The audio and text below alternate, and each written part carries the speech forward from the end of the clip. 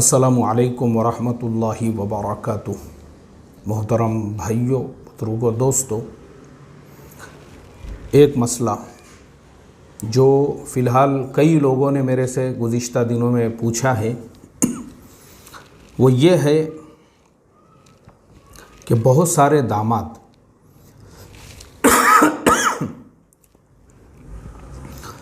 वो अपने ससुराल वालों पर इस बात के लिए प्रेशर डाल रहे हैं कि हमको हमारा हिस्सा दो। तो मेरे पास में कुछ सवालात आए हैं, हैदराबाद से भी कुछ सवालात हैं। एक साहब कल भी मुलाकात के लिए आए थे, हमारे अपने इलाके के ही है, यानी इलाका मतलब हमारे करीब के ही है, शहर के। उनका भी ये मसला था, वो भी अपने दामादों से परेशान हो चुके हैं। इस तरह से बहुत सारे लोगों के ये मसाइल आ रहे हैं। तो लोगों का सवाल यही है कि भाई बाज़ जगहों पर तो ये हो रहा है कि जहाँ पे सास ससुर दोनों ज़िंदा है तो बेटियाँ प्रेशर डाल रही है या फिर शोहर जो है अपने बीवियों को उनके माँ बाप के घर पे भेज रहे हैं कि जाओ जाके तुम्हारे माँ बाप से जो है हम अपना हिस्सा मांगो, चौथाई मांगो या जो भी उनका हिस्सा होगा वो मांगो। एक तो ये तरतीब है। या बाज़ जगहों पे जहाँ ससुरे का इंतकाल हो गया और बेचारी सास अकेली है तो उसके ऊपर प्रेशर डाला जा रहा है कि तुम जो है जो रहता मकान है वो बेच दो और हमारे साथ में रहो और हमको हमारा हिस्सा दे दो।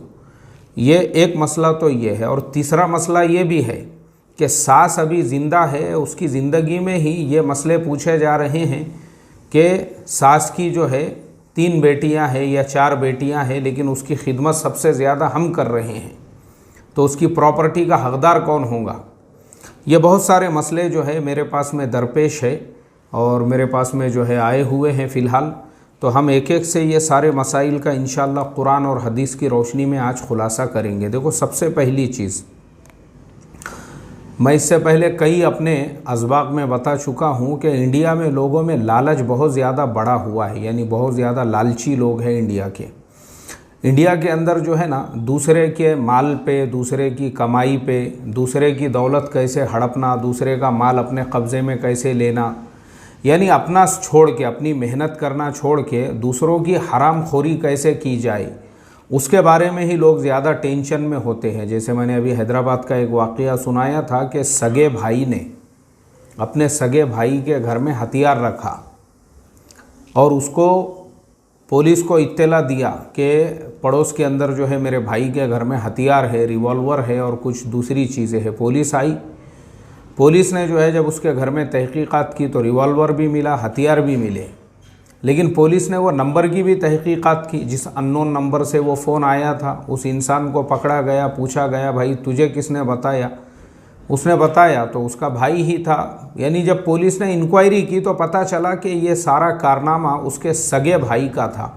अब सगे भाई को जब गिरफ़्तार किया गया और उससे जब पूछा गया तो उसने कहा कि मैंने इसलिए रखा था ताकि भाई को पुलिस गिरफ़्तार करके लेकर चले जाती आतंकवाद के जुर्म में, तो फिर हमेशा के लिए वो तो चला जाता जेल में, फिर उसकी जोरू बच्चों को मार पीट के घर से उनको हकाल देते और घर के ऊपर कब्ज़ा करके बैठ जाते। ये पुलिस जो इंस्पेक्टर या वो एरिया के जो भी थे उनका इंटरव्यू है, आप देखो वहीं के चैनल पे।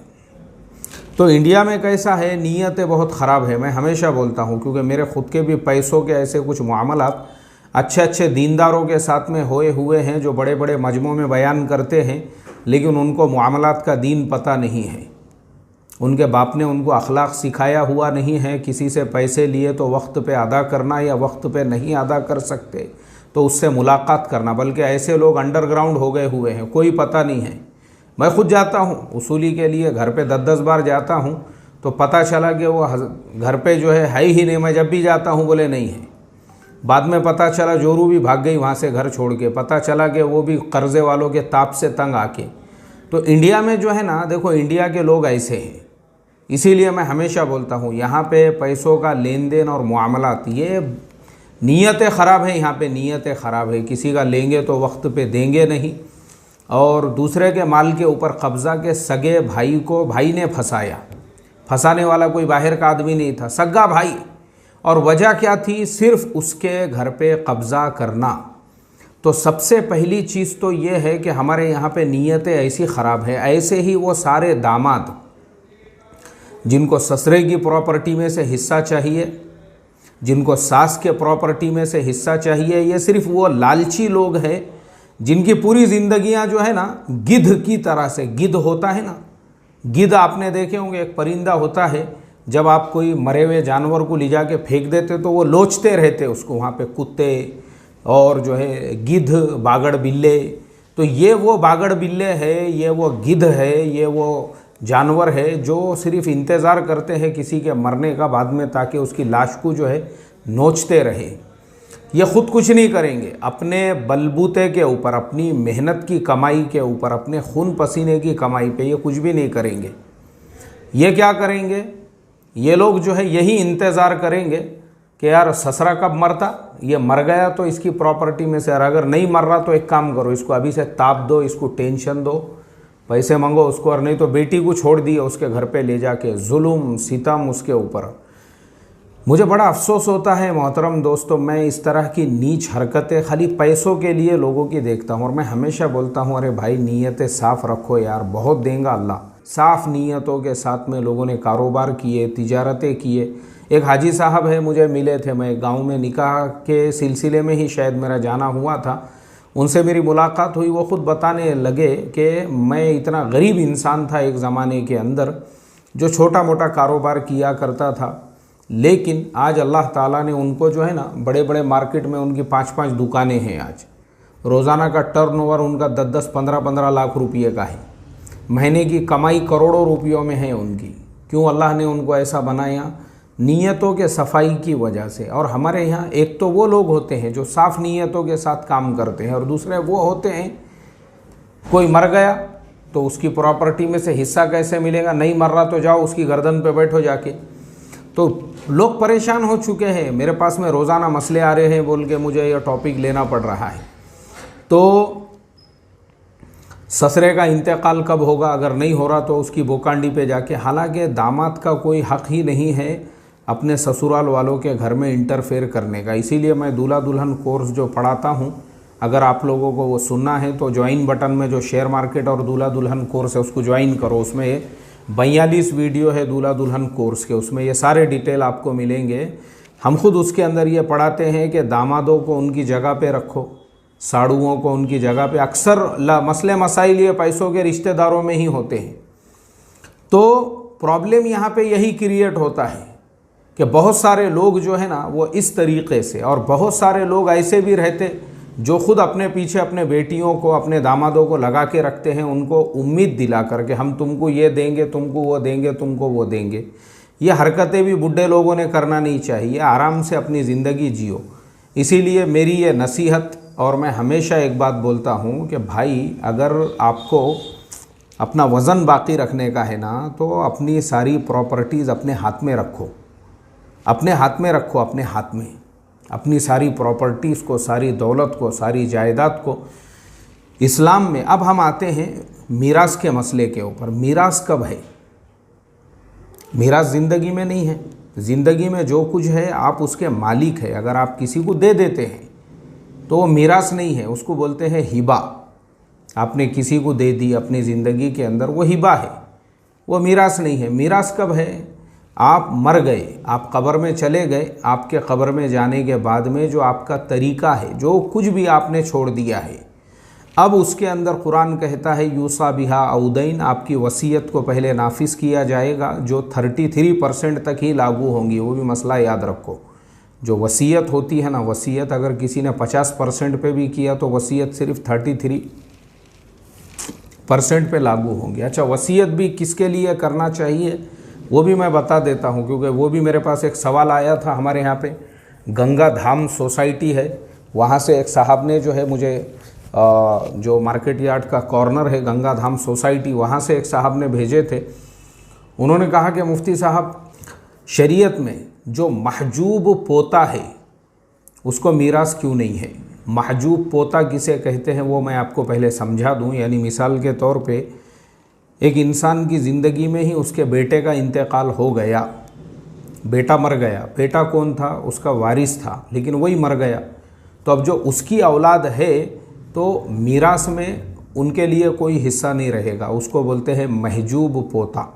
तो जो महजूब पोता है बोले उसके लिए हिस्सा क्यों नहीं है, उसके लिए अब जब उसके लिए हिस्सा नहीं है तो उसके लिए ये वसीयत है ना भाई कि दादा जो है ना, दो चीज़ें हैं, दादा या तो अपनी ज़िंदगी में अपने पोते को जो देना चाहे वो दे दे ताकि बाद में लपड़े लोचे मसले मसाइल ही ना रहे, या फिर अगर वसीयत नाफिज करना है तो दादा को शरीयत ने अधिकार दिया है 33% में वो अपने उन रिश्तेदारों के लिए वसीयत कर सकता है जिनको मीरास में से हिस्सा नहीं मिलने वाला है। ये मसले याद रखो, यानी वो रिश्तेदार जिनको मीरास में से हिस्सा नहीं मिलने वाला है, जैसे मिसाल के तौर पे एक आधा दोस्त है अपना, ज़िंदगी भर साथ में रहा लेकिन वो गरीब है, मोहताज है, और आदमी ने वसीयत कर दिया चलो भाई ठीक है मेरे मरने के बाद में मेरा एक दोस्त है ना, उसको 10 लाख रुपये मेरी तरफ से जो है दे दिए जाए उसको। तो वसीयत के लिए अगर इस तरह से कोई करता है अपने दोस्त के लिए या फिर किसी दीनी काम के लिए या किसी और चीज़ के लिए तो वो लागू होंगी, लेकिन 33% के ऊपर ही लागू होंगी, ये मसला याद रखो। तो ऐसे ही जो पोता है समझो महजूब पोता, वो जो गंगा धाम वाले साथी ने सवाल पूछे थे अब उनको उसका जवाब मिल गया होगा कि जो महजूब पोता है उसके लिए जो है वसीयत की जा सकती है 33% में से, या फिर अपनी ज़िंदगी में ही उसको मालिक बना दो ना, ज़िंदगी में ही उसको मालिक बना दो। अगर बाद में डर है ज़िंदगी में दे दो उसको, उनको जो है मालिक बना दो। तो वो अगर ज़िंदगी में ही बन गए मालिक तो मसला ही नहीं है, फिर उनको दर बदर भटकने की और फिर जो है मीरास के लिए गुहार लगाने की कोई ज़रूरत ही नहीं है। तो मसला यहाँ पे फिर वापस से यही आता है कि इस तरह से जो है मीरास जो लागू होंगी या मीरास के जो मसाइल है वो है मरने के बाद, ज़िंदगी में बिल्कुल नहीं है। इस चीज़ का हमने ख्याल रखना चाहिए। और दूसरी चीज़, मान लो ससरा मर गया, अब सास के ऊपर प्रेशर डाला जा रहा है, अरे उसकी खिदमत करो यार, कैसे लालची लोग हैं, बुढ़ी ज़िंदा है बेचारी, उसकी खिदमत करो क्योंकि मेरे पास में रोज़ाना के मसले है ये। और एक चीज़, मैं ये जो मसले मसाइल बताता ना उसको ख़ुद के ऊपर भी मत लेते जाओ।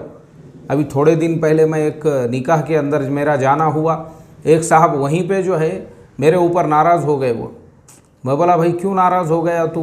तो वो उसके अंदर मैंने कभी कोई मसला बताया था ऐसे ही मीरास का, जिसमें मैंने ये कहा था कि बापों ने अपनी ज़िंदगी में अपनी औलादों को प्रॉपर्टी का मालिक नहीं बनाना चाहिए। मतलब ये मेरा अगला टॉपिक रहेगा, मैं इस पर भी बोलूँगा।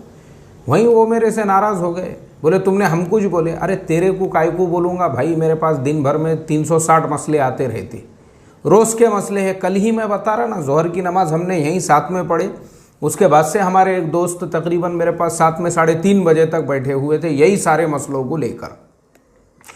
तो रोज़ का है हमारा, तो अपने ऊपर भी मत लेते जाओ। हमको बोले हमको टोमना मारे, हमको, मेरे पास इतना फालतू टाइम नहीं है और तुम कोई मेरे लिए इतने इम्पोर्टेंट नहीं है कि मैं तुमको ख़ास तौर पे टोमना मारूँ या तुमको ये करूँ। मेरे पास यहाँ उमूमी तौर पे ये सारे मसले मसाइल आते रहते और मैं सब जो है बयान करते रहता हूँ। अब वो ये और बात है कि वो अगर तुमको ऐसा लगे कि भाई ये हमारे ऊपर फिट हो रहा है तो फिर अब उसके लिए मैं क्या कर सकता हूँ। डिस्क्लेमर जब आता है ना, टीवी में कोई प्रोग्राम आने वाला है उससे पहले ही कि ये काल्पनिक घटनाओं पर आधारित है और किसी वाक़ई और किसी समाधान का इससे कोई ताल्लुक़ नहीं है। अगर किसी के साथ में यह ऐसा हो जाता है तो उसे एक इत्तेफाक समझा जाए। तो ये भी हमारा ऐसा ही है मसले जो हम बयान कर रहे हैं। तो इसीलिए अब बहुत सारे ऐसे भी है बेचारे जिनकी ससुरे तो मर गए, अब सासों के ऊपर दामादों का प्रेशर है, वो बेटियों को भेज रहे हैं उनके घर पे 15-15 दिन रहने को। अम्मा को बोलो हमको तुम्हारा हिस्सा दे दो, हमारा हिस्सा दे दो, इसका हिस्सा दे दो। अरे काय को हिस्सा दो भाई, तुम्हारा ज़िंदगी में कोई हिस्सा ही नहीं है, खिदमत करो। और वो तीसरा मसला के बोले हमने सास की ज़्यादा खिदमत करे तो क्या हम जो है सास, अरे पहले वो बेचारी बुढ़ी जब तक ज़िंदा है उसकी खिदमत करो, उसकी ज़्यादा ज़िंदगी की दुआएं करो। अगर उससे पहले तुम्हारे रवानगी के आदाब हो गए तो क्या करते? उससे पहले ही, यानी जो है बेचारी के पास वो भी हड़प करने के चक्कर के अंदर है कि हमने खिदमत की है तो वो सब हमको मिलना चाहिए। ये सब गलत बातें हैं, नीयतों की ख़राबी है और लालच है, ये अल्लाह हिफाजत फरमाए। तो खैर, तो पूरे हमारे आज के जो है इस बयान का ख़ुलासा यही है कि ये जो मसले मसाइल हमारे पास आ रहे हैं भाई, अल्लाह के वास्ते बूढ़े लोगों की खिदमत करो। और बूढ़े लोगों से भी मेरी यही रिक्वेस्ट है, जो दामाद इस तरह से लालची है या जो बेटियां लालची है, देखो तुम्हारी कदर व कीमत उस वक्त तक है जब तक के सब कुछ तुम्हारे हाथ में है। जिस दिन तुमने बेटियों और दामादों के हवाले कर दिए ना, उस दिन से तुमको मस्जिद के सामने खड़े रह के कलौंजी का थैला बिछा के बेचना पड़ेगा। जैसे मैं एक बुड्ढे को देखता हूँ, बुरे हालात होंगे तुम्हारे, कोई कुत्ते भी नहीं पूछेंगे तुमको गली के। क्यों? क्योंकि अभी तुम्हारे पास में जो है शहद है, तो इसीलिए ये सारी मक्खियाँ भिन भिना रही है। बाद में खलास माफ़ी मुश्किल रूह गया, तो उसके बाद में फिर आपका भी वज़न ख़त्म, वो भी ख़त्म हो गया। अब उसके बाद में कुछ रहा नहीं बाकी, और फिर वही है। अल्लाह हिफाजत फरमाए। जैसे मैंने 80 साल के एक बुज़ुर्ग को देखा, रिक्शा चला रहे हैं। कितने वाक़यात सुनाऊं मैं आपको, कलौंजी बेचने वाले, रिक्शा चलाने वाले, भीख मांगने वाले। अल्लाह हिफाजत फरमाए। ये सब के हालात इसलिए हुए क्योंकि अपनी ज़िंदगी में इन्होंने बेटों के, दामादों के और सबके हवाले किए। इस्लाम में ये कोई कंसेप्ट है ही नहीं है, बल्कि इस्लाम का कंसेप्ट है मीरास का। आप मर जाओ, मरने के बाद में जो है वारिसीन को खुद ब खुद मिलेगा इंशाअल्लाह। और जब तक दो मत किसी को। अल्लाह हम तमाम को समझ अता फरमाए। अब अगला मेरा टॉपिक रहेगा बेटों और बेटों के जो तकाज़े रहते ना, हमको दो तो उनको देना चाहिए या नहीं, उसके ऊपर अगला टॉपिक। अल्लाह हम तमाम को अमल की तौफीक अता फरमाए। अस्सलामु अलैकुम व रहमतुल्लाहि व बरकातुहू।